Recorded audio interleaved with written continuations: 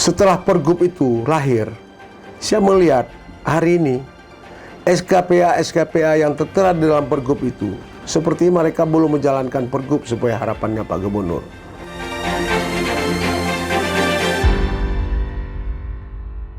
Assalamualaikum warahmatullahi wabarakatuh, pemirsa PTM yang senang bahagia dimanapun Anda berada. Berjumpa lagi kita di podcast PTM bersama saya Indah Rastikasari.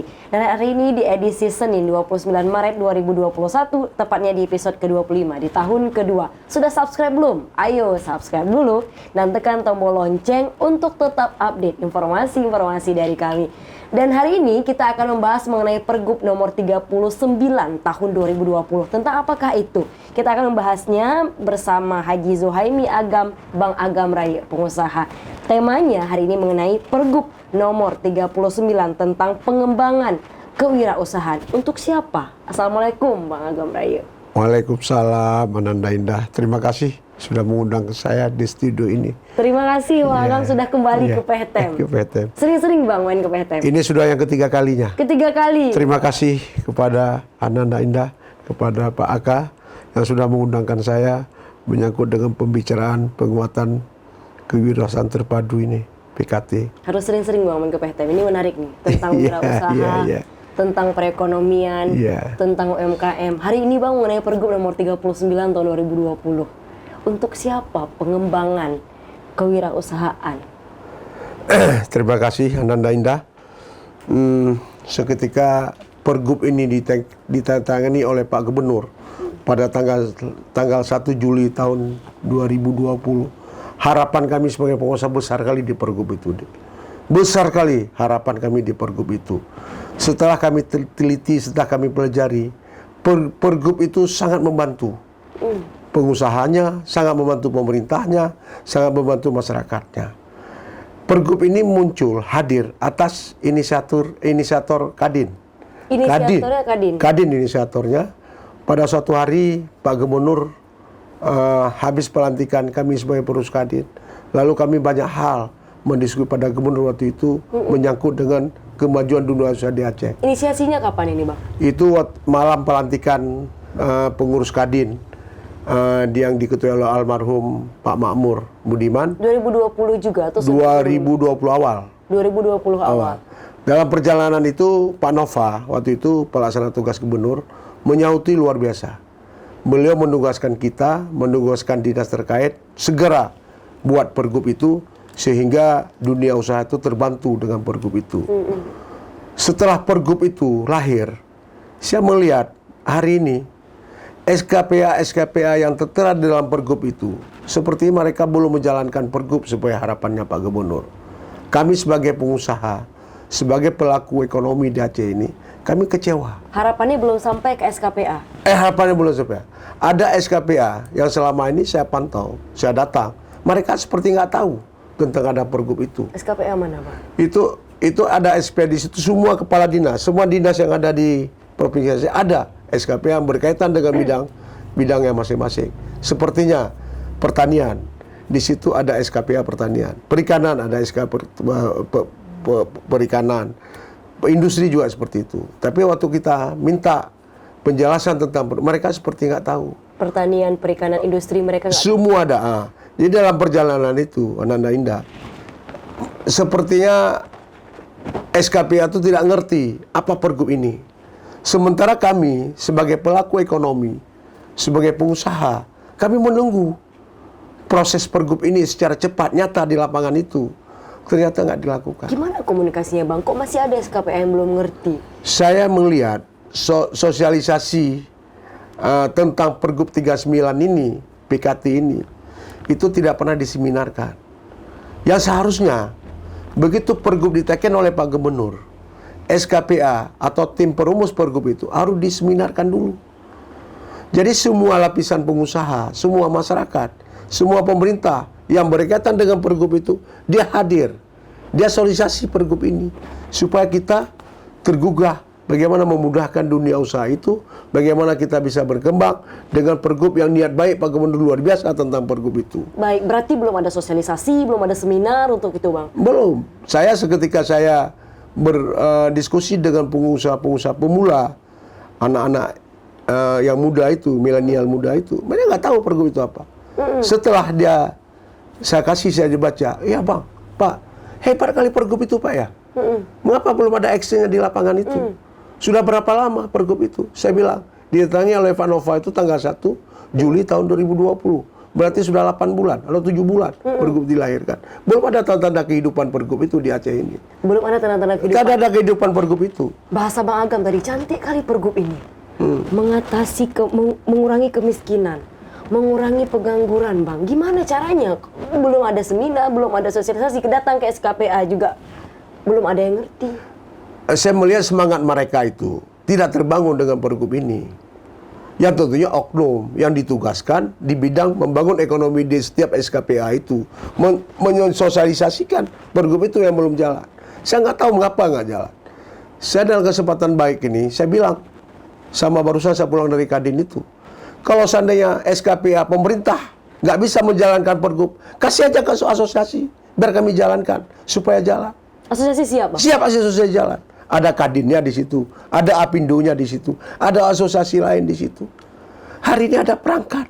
Mengapa nggak dilibatkan itu? Kalau memang pergub dilahirkan sama Pak Gubernur, isi pergub itu dilaci di meja. Untuk apa kita menghabiskan uang? Kadin tidak dilibatkan. Kadin mungkin tim perumusnya dilibatkan. Tapi setelah jadi pergub ini, saya nggak tahu Kadin itu dilibatkan. Apindo juga nggak dilibatkan, dan asosiasi juga. Karena di sini juga disebutkan untuk menghidupkan ekonomi masyarakat, pengusaha supaya naik kelas, itu harus bekerja sama dengan asosiasi profesi lainnya di Provinsi Aceh ini. Tapi hari ini kan tidak. Saya di Indah hampir tiap hari naik turun, habis sepatu saya, habis waktu saya untuk memperjuangkan usaha saya, usaha orang-orang yang sekitar saya untuk mendapatkan e-katalog itu. Informasi pun nggak jelas. Ada berapa dinas yang kita datang, informasi beda-beda. Sehingga membingungkan buat kita. Jadi kalau memang itu seperti itu nggak dijalankan, susah bagi kita. Yang maksud saya, dan kesempatan Pak Gubernur harus tegas dia mengambil tindakan. Panggil SKPA, semua yang berkaitan dengan Pergub 39 ini, pengembangan kewirausahaan terpadu ini, panggil asosiasi yang terkait, duduk satu meja, kita seminarkan. Kalau memang ternyata pergub nggak bisa kita jalankan, nggak apa-apa. Tapi jangan harapan tak bertepi seperti hari ini. Semua orang, semua anak muda, milenial yang menunggu pergub ada semacam kemudahan. Harapan tak bertepi. Tak bertepi. Jadi maksud saya di sini ada pendampingan terus menerus yang diberikan oleh pemerintah kepada dunia usaha dalam bentuk industri, dalam bentuk perikanan, pertanian, peternakan terus menerus sehingga si pelaku yang tidak begitu banyak kemampuan dalam bidang jurusan ada pendampingan tenaga ahli dia berikan ke situ. Dan ada poinnya di sini. Ada poinnya. Sampai akses permodalan pun dia baik. Cantik sekali Bang. Cantik sekali pergub ini, pergub 39. Penguatan kewirausahaan terpadu ini. Kalau memang ini tidak jalan, susah saya berpikir. Susah. Maka dalam kesempatan baik ini saya mintakan kepada SKPA itu, tolong dikerja dengan baik sehingga pergub 39 ini betul-betul bisa jalan. Karena nggak ada payung hukum lain. Kita sebagai pengusaha dengan ada pergub ini satu harapan buat kita. Semua dari pergub ini, nggak ada yang nggak ada di pergub ini. Saya gara-gara menunggu pergub ini, saya datang kantor pemerintah untuk bisa jalan ini, terbengkalai usaha saya yang ada di Indonesia saya, karena ada harapan di pergub 39 ini. Nah, gitu Bu Indah. Sudah terbengkalai Bang. Apa kemudian yang didapatkan dari Bang Agam? Masih ada kemudian SKPA yang belum mengerti tadi bahasanya. Maksud saya hari ini Pak Sekda, Pak Sekda melalui Biro Ekonomi itu dipanggil semua SKPA yang menyangkut dengan yang tertera dalam pergub ini, kita duduk bersama. Kita bahas semangatnya harus sama. Semangat harus sama. Harus sama semangatnya. Kalau ada SKPA yang enggan dia mempelajari karena nggak ada kepentingan nyata di situ. Tidak ada kepentingan nyata. Tidak ada kepentingan nyata. Jadi saya bilang Bu Indah, kalau ada kepentingan nyata, 1 hari 2 hari selesai. Cepat selesainya. Tapi begitu kepentingan masyarakatnya berbulan-bulan nggak selesai. Maksud saya seperti ini. Ada kepentingan. Maksudnya ketika ada anggaran yang menyangkut dengan masyarakat kecil, itu di akhir-akhir tahun anggaran baru selesai pekerjaan ini. Tapi menyangkut dengan kepentingan mereka, palu belum ketuk anggaran sudah cair. Nah, itu terlihat di mana-mana. Itu terlihat di mana-mana. Jadi kalau memang itu dipertontonkan di depan rakyatnya, di depan kita sebagai masyarakat seperti itu. Dipikir mereka kita bodoh, kita tahu. Hari ini misalnya ada prasarana, kantor-kantor mereka bekerja itu, bagus-bagus sekali kantornya itu. Yang lain belum ditender, yang lain belum diproses, tapi kantor itu sudah punya anggaran. Mengadaan mobil dinas juga seperti itu. Tapi mengadaan kepentingan masyarakat misalnya, menyangkut dengan hal-hal di masyarakat di pedalaman sana, mengapa itu nggak didahulukan? Maka dia malah ada proyek-proyek yang menyangkut dengan kepentingan masyarakat jadi siap dah, nggak terproses karena nggak ada harapan di situ dia. Yang ada harapan dalam masyarakat, dia tidak menyadari itu adalah tugas dia itu menyelesaikan persoalan-persoalan masyarakat sehingga masyarakat sejahtera seperti yang tujuan negara itu hadir. Yang begitu banyak anggaran yang diluncurkan di Aceh. Mana sektor yang unggulan hari ini kita melihat? Di sektor irigasi juga bermasalah.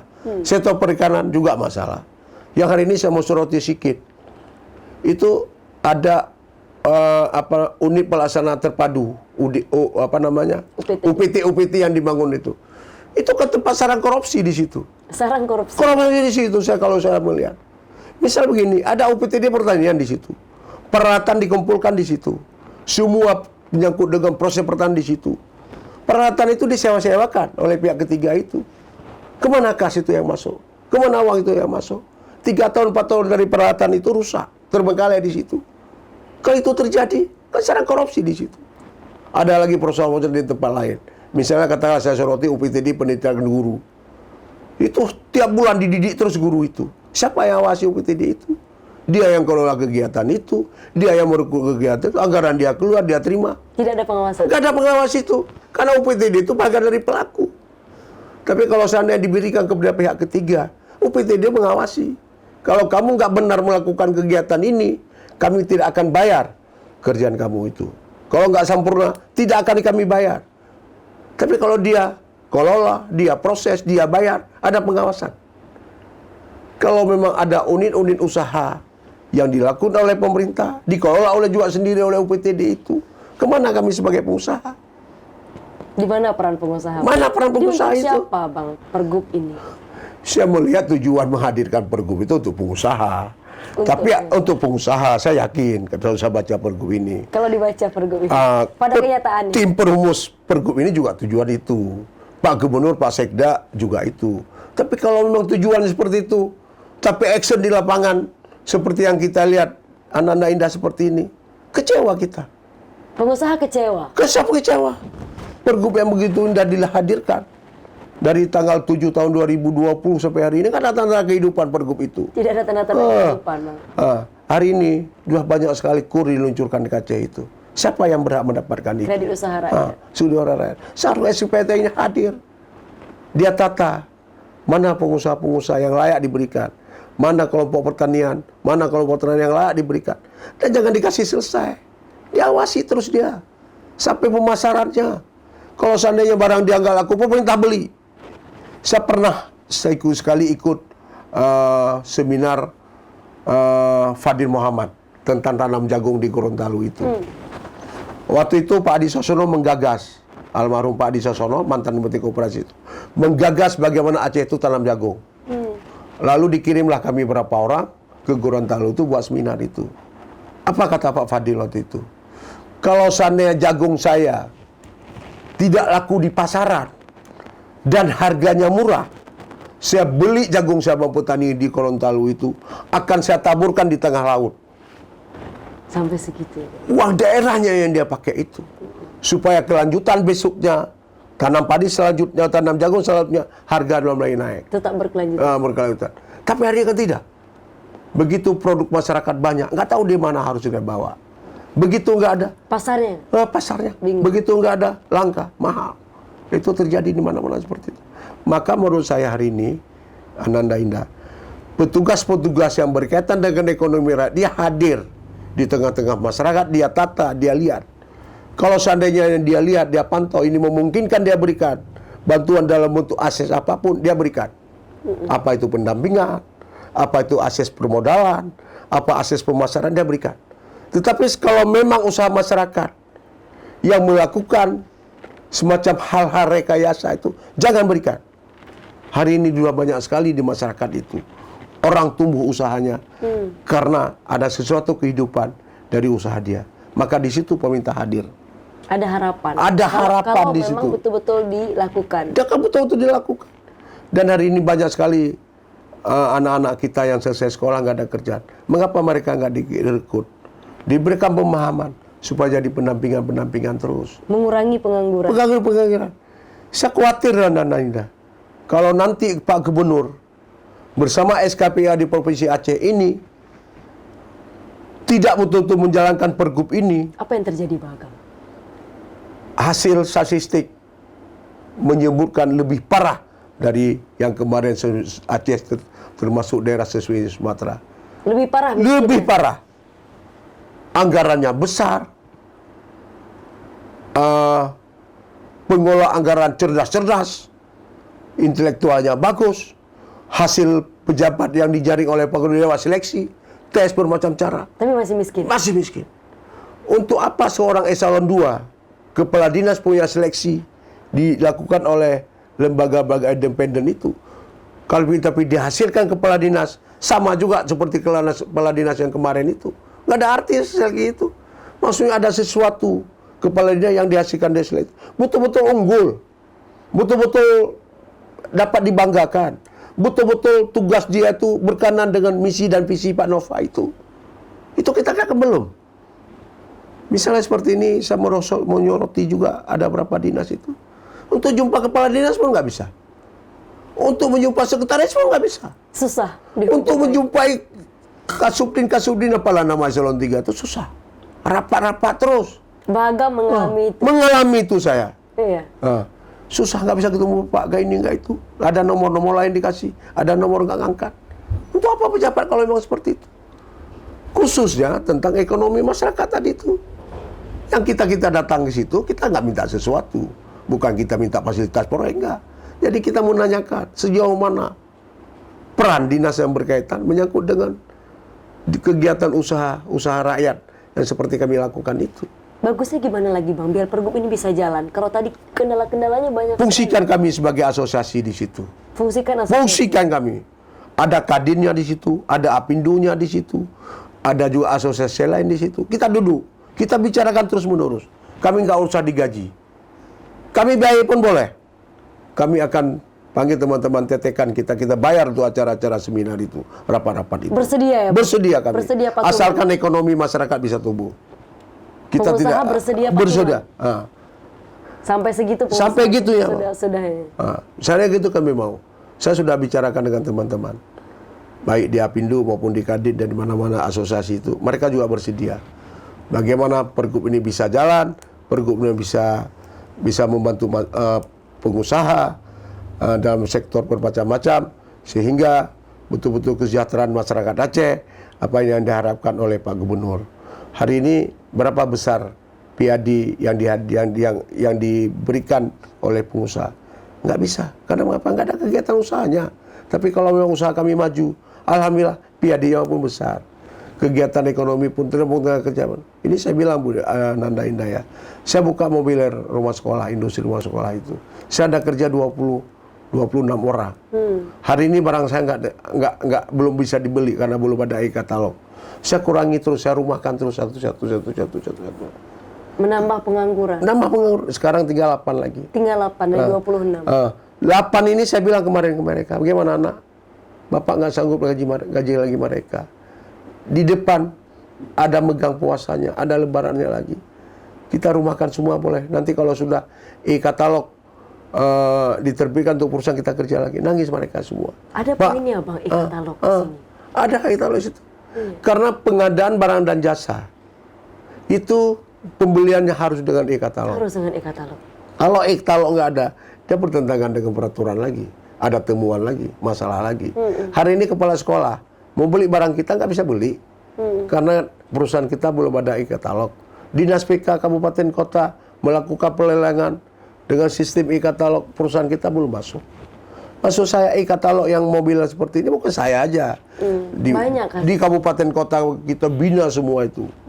Alhamdulillah masih bagus. Kalau misalnya jenis barang yang kita lakukan yang selama ini kurang pas dengan model seperti ini, dikasih pas ke kita, didampingi, kita buat. Bukan teknologi yang canggih betul untuk itu, dan mudah sekali untuk membuat proses itu, asalkan ada pendampingan terus menerus itu. Kalau saya Bu Nanda, De Indah, kalau saya nggak perlu kasih modal saya cukup dengan uang saya sendiri. Kalau nggak ada uang, saya jual warisan saya bangunkan industri saya. Sampai segitunya, Bang. Sampai gitu keseriusan saya. Okay. Ya kan? Yang perlu saya adalah pendampingan. Bagaimana produk saya ini bisa bagus, bisa diterima pasar dan pemasaran. Itu yang saya butuhkan. Orang-orang lain juga seperti itu, bukan saya aja. Nah, jadi kalau memang mereka nggak hadir di tempat-tempat kita, kalau kita undang juga nggak hadir, kita jemput, dia bilang masih ada tugas lain. Kita ajak makan siang, juga dia bilang ini. Oh, sampai diajak makan siang? Kita ajak makan. Kadang-kadang malu saya bilang, sampai honornya dia tuh kita berikan kalau dia hadir di tempat kita itu. Sampai segitu? Sampai gitu kita. Saya bilang, yuk Dek, kita pergi naik mobil saya. Kita jalan ke industri saya. Nanti kalau memang di sana-sini masih ada kurang, kita benah. Pada akhirnya nanti perusahaan kita juga besar seperti orang di Jakarta, di Medan sana. Tapi mereka nggak menarik. Nggak tahu siapa yang menariknya itu. Padahal SKPA yang ditunjuk tentang itu ada bidang-bidang seperti itu. Nah, jadi yang kita alami, Ananda, seperti itu. Saya kecewa betul hari ini. Sepertinya saya sudah putus asa. Bayangkan saya yang sudah tua ini, sudah melakukan bermacam kegiatan di masyarakat itu. Kecewa lagi. Industri yang saya bangun gagal lagi. Bayangkan kalau anak-anak kita yang pemula dia bangun, itu Bang Agam aja, Pak Agam Rayu itu aja bangun bisa gagal, bayangkan lagi kita. Mau tunggu proyek-proyek pemerintah seperti habis terus harta dia. Belum tentu kerja proyek pemerintah itu dapat uang. Yang ada rugi terus, persoalan terus. Masa kami dulu ya, sekarang udah beda. Siapa yang dapat duit? Yang besar-besar. Yang besar-besar. Yang besar-besar dapat duitnya. Kalau dia kecil-kecil, maaf kita bilang, banyak habisnya ketimbang untung yang kita dapatkan di situ. Maka anak-anak muda, saya menganjurkan supaya pindah dia. Tapi kalau dia pindah dalam bidang sektor usaha yang seperti ini dijalankan, nggak ada dukungan, nggak ada bina dari pemerintah, gagal lagi dia. Akhirnya jadi pengangguran lagi. Jadi gimana harusnya baiknya, Bang? Seharusnya seperti saya bilang tadi, pemerintah hadir ke lapangan dia. Tapi nggak hadir kalau tadi. Nggak hadir. Dan mereka itu ada tempat bersandalnya karena ada asosiasi tadi itu. Misalnya saya bilang di bidang pertanian ada KTNA, ada HKTI, ada asosiasi itu. Di bidang koperasi ada Dekopin, Dewan Koperasi Indonesia. Nah, kalau bidang perindustrian ada Kadin, ada Apindo, semua asosiasi ada di situ. Cobalah SKPA pemerintah daerah bersanding dengan asosiasi, kita bekerja sama-sama. Bersanding asosiasi. Jalan itu. Paling tidak, kalau menurut saya pikir, setiap satu kabupaten kota itu ada 2-3 industri kegiatan masyarakat yang dapat kita andalkan, yang dapat kita banggakan. Alhamdulillah, bagus. Studi banding itu. Dilihat orang-orang yang memang ada usahanya. Sesuai dengan bidangnya. Jangan tunjuk-tunjuk orang yang bawa proposal tidak jelas. Ditunjuk-tunjuk orang yang tidak berkaitan dengan itu. Hari ini saya soroti satu lagi, Bu Indah. Dalam berapa tahun ini yang saya lihat di Kabupaten Aceh Besar, saya nggak lihat katanya. Itu studi banding kepala desa. Ada pak keciknya, ada sekretarisnya, ada tokohnya ke Jawa, ke Kalimantan. Menggunakan uang desa itu. Apa sih hasil yang dia sudah pulang di banding itu? Kalaupun ada mungkin saya nggak lihat. Tapi kalau saya melihat belum ada. Jadi studi banding yang menghabiskan uang cuma main-main doang. Menghabiskan uang doang. Karena kalau dipikir dengan uang itu dipakai prasarana infrastruktur kampung mungkin ada terbangun satu. Bikin ke sana. Bagus suka idenya. Tapi setelah pulang apa ada? Karena bukan pengusahanya yang dibawa. Pak kecilnya yang dibawa. Harusnya pengusaha. Pengusaha di bidang di kampung itu masing-masing. Kita lihat misalnya ada pelihara kambing dia. Kita melihat dia serius tentang itu. Di mana kita lihat provinsi atau kabupaten lain yang berhasil. Pelihara kambing itu kita bawa. Pakai uang uang desa tadi itu. Yang seharusnya seperti ini. Ini kita nggak tahu. Mungkin juga dugaan-dugaan jelek kita itu supaya ada kegiatan, dapat rezeki dari hotel, dapat rezeki dari tiket, dari transportasi. Hal-hal itu dikoordinir terus oleh satu apa itu dari kantor bupatinya atau dari dinasnya atau dari camatnya, berangkat satu-satu pesawat sana. Sudah 2 minggu di sana pulang. Apa yang ada dia bawa? Nah, seharusnya pengusaha di bidang masing-masing, bebek, padi dan macam-macam berhasil. Berhasil Bang, kalau bawa masing-masing bidang. Ataupun apa studi banding kalau itu pekerjaan itu. Pekerjaan yang memang diturunkan oleh nenek moyang kita. Penyuluh-penyuluh di bidang tertentu ada di badan penyuluhan di tiap kecamatan itu. Kenapa nggak kita belajar sama-sama dengan mereka aja? Uang yang kita berangkat itu bisa beli kambing lagi, bisa beli ayam lagi, bisa beli bebek lagi, bisa beli lele lagi. Karena hal-hal seperti itu tidak perlu harus studi banding jauh. Saran dari Bang Agam Raya, Bang? Iya, saran saya seperti itu. Nah, sekarang nggak boleh lagi pergi. Katanya ada temuan. Jadi kepala desa kecil-kecil yang diangkat baru ini kan sempat lihat Jakarta lagi dia. Ya, jadi model-model seperti itu yang harus ditinjau kembali. Jadi yang studi banding itu betul-betul pelaku. Pelaku usaha. Pengusaha. Misalnya apa komoditi yang paling cocok di Aceh ini? Gimana dia yang berhasil di Kalimantan Timur misalnya? Berangkat pengusaha ke sana. Ya kan, berangkat ke sana dia pulang, didampingi terus oleh tim bidang itu, didampingi terus, dibandingin, kalau lepas dia didampingi. Dan diakomodir, difasilitasi. Difasilitasi juga dengan pergub ini, tadi itu. Dan mengapa pergub ini dibuat? Supaya ada badan hukum, ada payungnya. Payung hukum. Ada payung hukumnya dibuat seperti itu. Itu nggak salah melangkah gitu. Baik. Tapi kalau payung hukum dibuat seperti ini, pergub peraturan gubernur dibuat seperti ini, dan tidak difungsikan dan tidak dijalankan, yang mengkritisi seperti saya dibenci, tidak menyenangkan, lebih masalah. Banyak yang benci, Pak. Ada juga. Saya bilang, kalau memang orang bapak yang digaji prasarananya begitu bagus, diberikan oleh daerah, oleh pemerintah daerah, tapi yang bapak tidak mengerjakan supaya dengan pergub ini, ketentuan itu, untuk apa itu? Lebih baik nggak ada sama sekali. Lebih baik nggak ada sama sekali ketimbang dia ada. Jadi beban buat kita. Baik. Jadi seperti itu yang kita lihat. Bang Agam Raya, terima kasih banyak Bang saran-sarannya. Terakhir Bang, apa yang Abang ingin sampaikan? Harapan Abang khususnya untuk Pergub nomor 39 tahun 2020 ini. Harapan saya menghimbau kepada Pak Gubernur, Pak Nova Iransah, supaya memerintahkan SKPA yang berkaitan dengan Pergub itu, supaya mereka hadir di lapangan dan sinergikan dengan asosiasi yang ada di Provinsi Aceh, supaya niat baik Pak Gubernur, niat baik Provinsi Aceh, semua kita dapat terwujud dengan pergub ini. Kalau pergub ini nggak dijalankan, saya yakin dan percaya 6 bulan ke depan hasil statistik lebih parah seperti hasil pengumuman statistik 2 bulan yang lalu.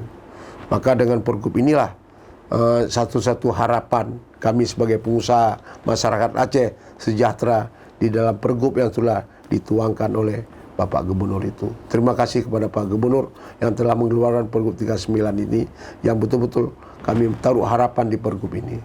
Seperti itu, Ananda Indah. Terima kasih banyak Bang Agam Raya.